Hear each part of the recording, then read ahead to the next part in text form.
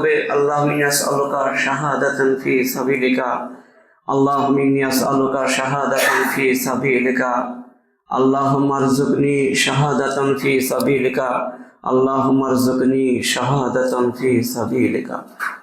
এই দোয়া দুটো অধিক মাত্রায় সকাল সন্ধ্যায় পড়তে হবে, তাহলে সুপারিশের হক পাওয়ার যোগ্য হবে। এবং মহানবী সাল্লাল্লাহু আলাইহি ওয়াসাল্লামের উপরে দরুদ পাঠ করতে হবে।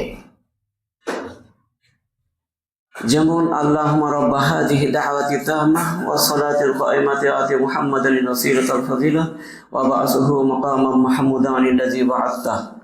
এই একটা সাআলাল্লাহু, যে ব্যক্তি লিয়াল ওয়াসিলাতা, মহানবী বললেন এটা যে ব্যক্তি আমার জন্য পড়বে বা এই ওসিলার দোয়াটা আজানের পর পড়বে, হাল্লাত লাহু শাফাতি ইয়াউমাল কিয়ামাতে, কিয়ামতের দিবসে তার জন্য সুপারিশ করা আমার জন্য হালাল হয়ে যাবে, মানে বৈধ হয়ে যাবে, আমি করব। সে যদি আখ্যাও পড়ে যায় তাকে জান্নাতে নিয়ে যাওয়ার জন্য যত প্রচেষ্টা তা আমি করব।